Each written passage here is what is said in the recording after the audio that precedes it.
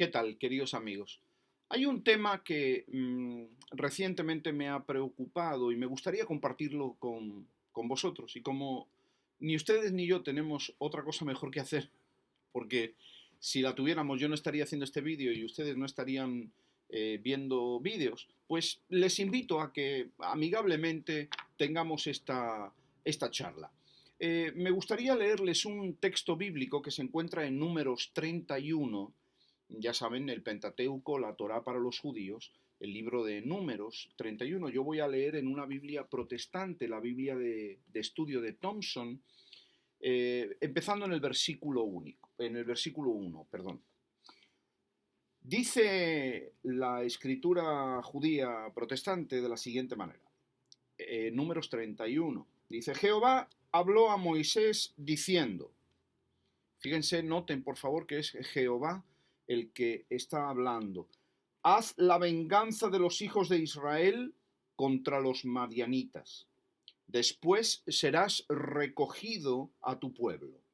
Entonces Moisés habló al pueblo diciendo, armaos algunos de vosotros para la guerra y vayan contra Madián y hagan la venganza de Jehová en Madián.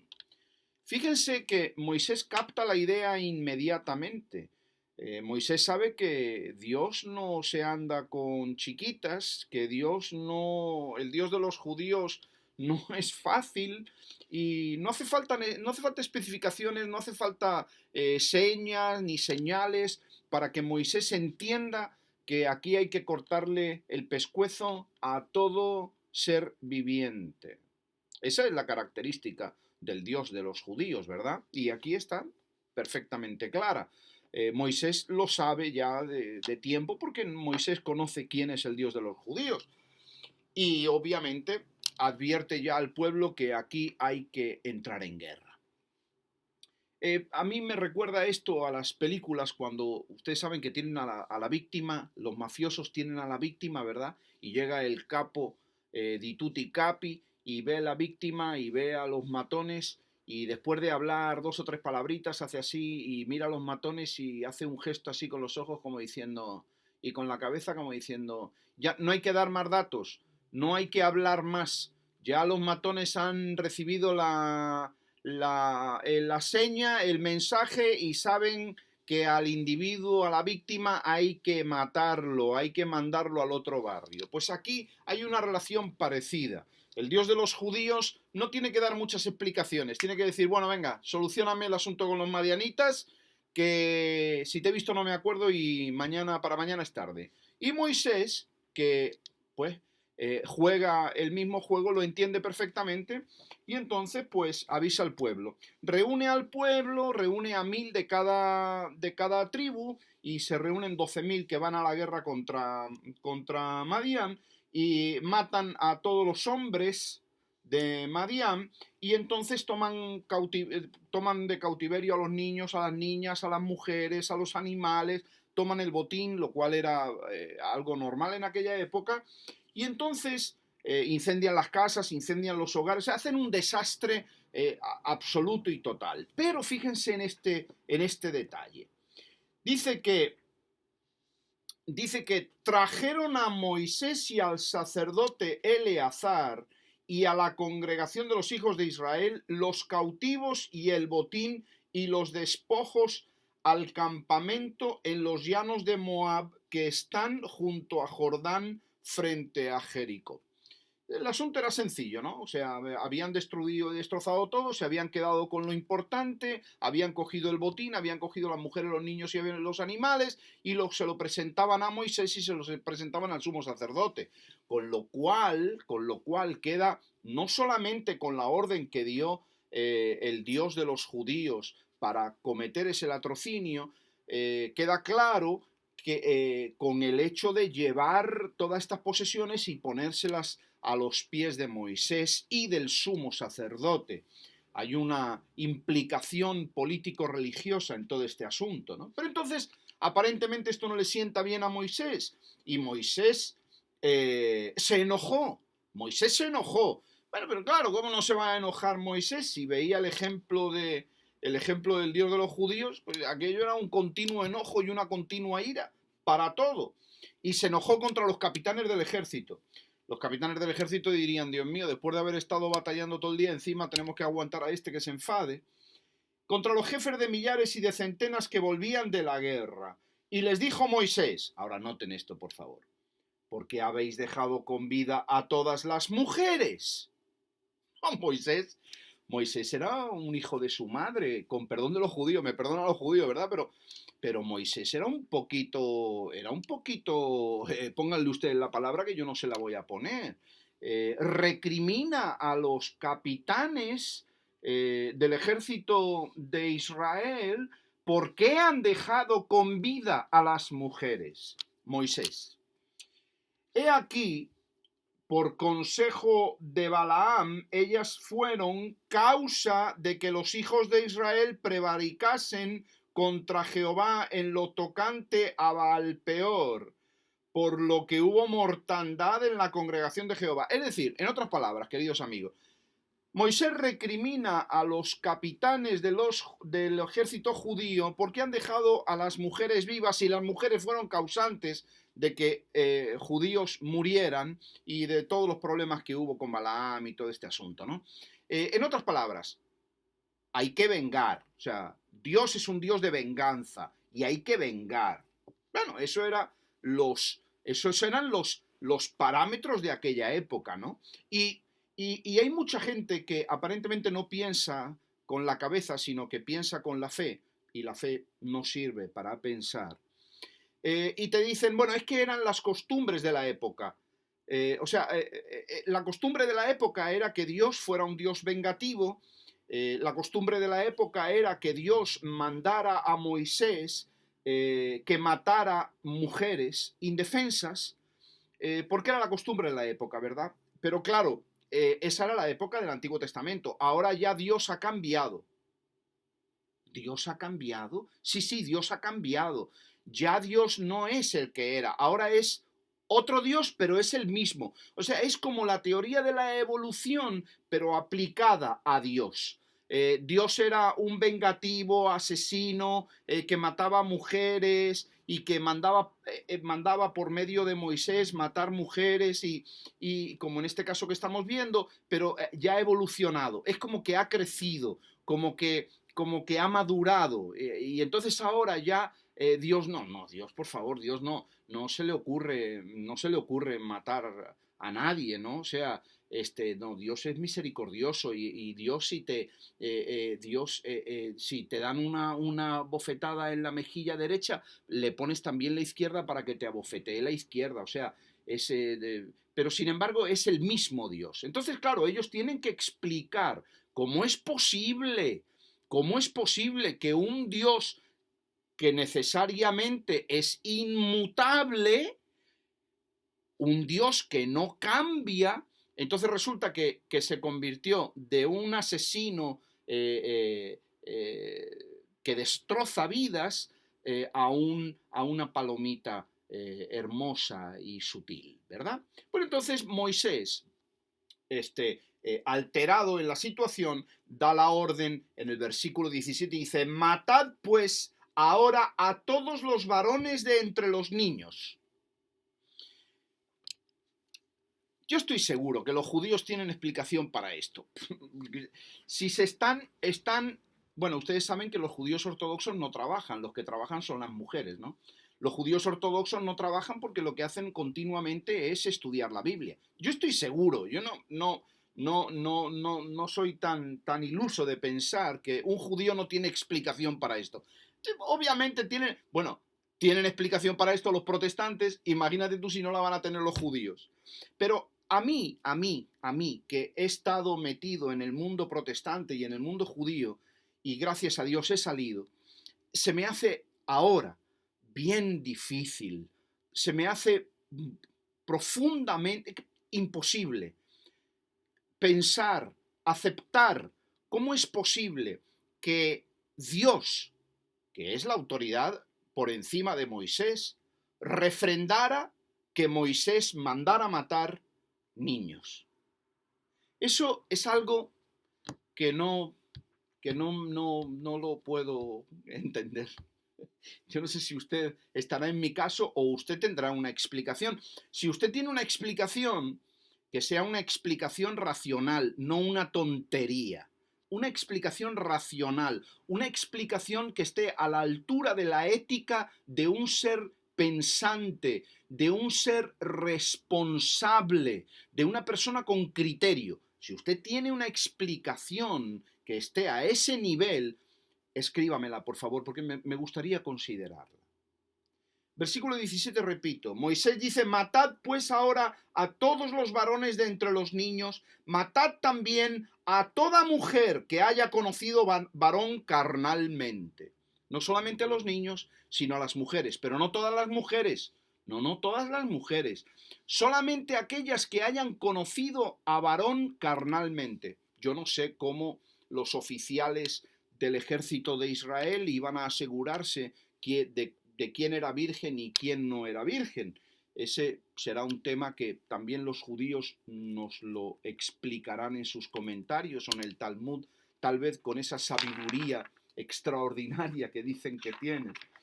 Versículo 18, escuchen.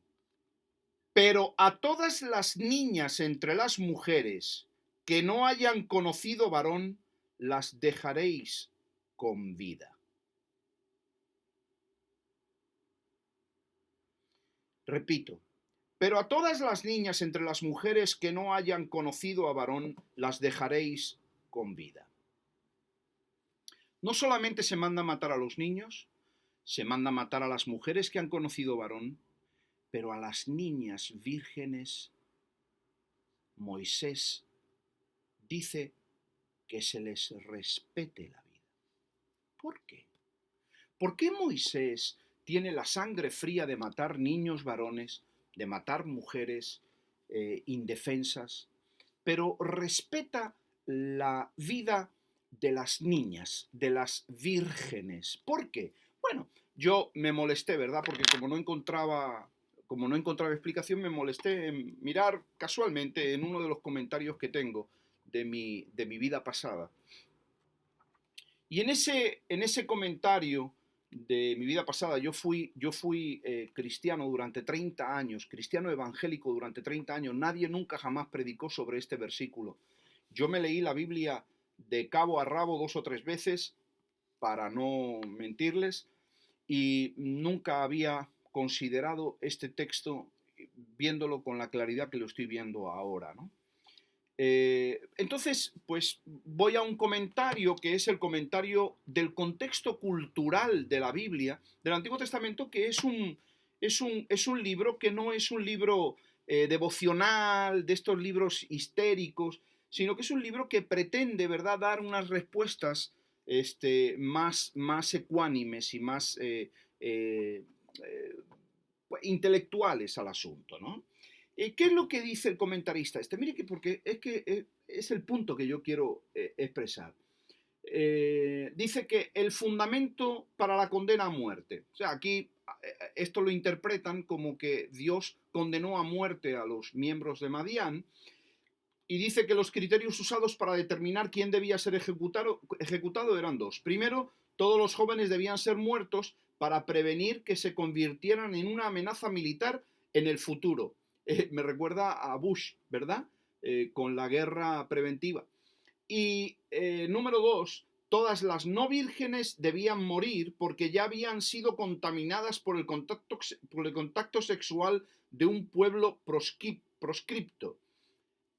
O sea, estos 3 individuos, John Walton, Victor Matthews y Mark Chavalas, piensan, ¿verdad?, que la relación sexual contamina, ¿no? Que la relación sexual contamina. O sea, las esposas de los madianitas fueron contaminadas en el acto sexual, y eso ya justificaba que Moisés las mandara a matar. Bueno, ustedes dirán, eran otros tiempos.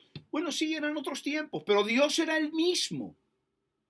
El Dios era el mismo. Y yo puedo entender que fueran otros tiempos. Claro que no. ¿Cómo no lo voy a entender? Pues, lógico y normal, eran otros tiempos. Lo que no puedo entender es cómo Dios, el mismo Dios de Jesucristo, permitió esto.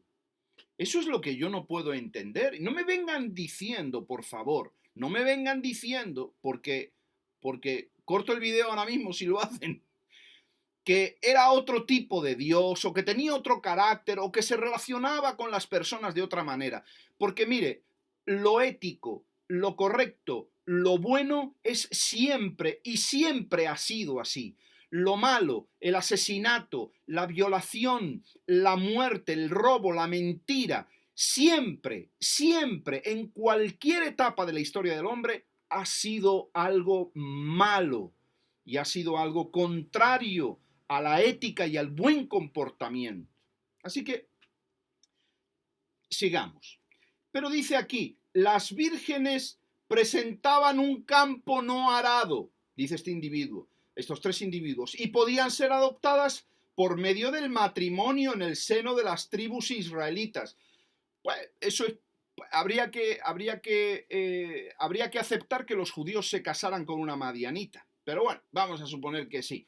Pero fíjese lo que dice. También es posible que fueran esclavizadas o usadas como concubinas, es decir, como putas, hablando en plata, queridos amigos, como prostitutas.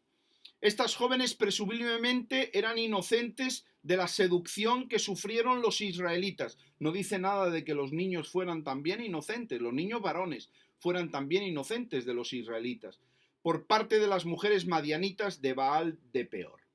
Números 25. El punto que yo quiero establecer aquí es, y este es un ejemplo, la justificación que la religión protestante, en este caso, hace de actos deleznables y delictivos.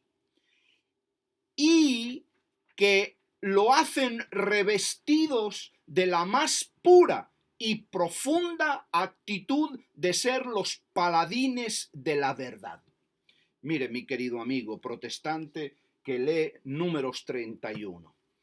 La obligación suya, si usted invoca el nombre del Señor Jesucristo, del varón perfecto, lleno de verdad, del verbo de Dios, usted tiene la obligación de denunciar a este Dios, al Dios judío, que permitió este latrocinio, que permitió que por causa de la religión se mataran no solamente hombres, sino niños, y que se mataran mujeres indefensas, y que las niñas que no habían visto varón, las vírgenes, se guardaran para que fueran las prostitutas de los israelitas. Todo bajo el consentimiento y la anuencia de Dios, del Dios judío, del Dios cristiano. Dígame usted, si le queda algo de dignidad, si a usted le queda algo de dignidad, dígame por favor, porque necesito saber cómo es posible que estas cosas no se denuncien y se digan con claridad que son un latrocinio, que son una vejación, que son actos contra la humanidad. ¿Por qué seguimos fomentando, por qué seguimos permitiendo que se engañe, que se mienta, que se oculten estas verdades, que se justifiquen, que se les haga pasar por un potro de tortura para que confiesen lo que nosotros queremos que confiesen? ¿No es acaso esta forma de comportamiento la misma forma de comportamiento que tienen aquellos individuos del ejército musulmán que está luchando ahora mismo en Siria y en partes de Irak, que destrozan y destruyen a todo aquello que no está de acuerdo a sus parámetros religiosos y decapitan a todos los individuos que están en contra de ellos y matan hombres, mujeres y niños? ¿Es acaso esa práctica una práctica correcta, una práctica que la Iglesia cristiana deba refrendar? Pues miren, no hay que irse a Siria, no hay que irse a Irak, aquí lo tenemos. Cada domingo abrimos esta Biblia en los púlpitos y hablamos de su verdad. Y no me venga diciendo, no me hable de la teoría de la evolución bíblica, no me diga que antiguamente era un Dios y que ahora es otro Dios, porque eso es una barbaridad, una tontería supina. Dios es el mismo ayer y hoy y por los siglos. ¿Cómo es posible que siendo el mismo Dios se comporte de una manera abyecta? ¿Cómo es posible que Dios no hubiera cogido de las orejas a Moisés y le hubiera dicho, ¿pero qué estás haciendo? ¿Cómo se te ocurre mandar a matar mujeres indefensas? ¿Cómo se te ocurre mandar a matar niños indefensos? ¿Cómo se te ocurre guardar a niñas vírgenes para que sean las prostitutas de los soldados de Israel? ¿Cómo se te ocurre? Y que hubiera caído un rayo del cielo en ese mismo momento y hubiera matado a Moisés y no hubiera quedado memoria de Moisés. Eso es lo que debería haber hecho un Dios que se precie. Eso es lo que hubiera tenido que hacer un Dios que realmente fuera candidato a ser el digno representante de nuestra creencia. ¿Se da cuenta, mi querido amigo? Yo creo que para muestra vale un botón. Haga usted el favor y deme su opinión. Pero si me da la opinión que yo ya sé, le voy a contestar. ¿Ok? Así que por favor le pido que, si es usted tan amable, números 31, me explique para que podamos todos entender. Muchísimas gracias.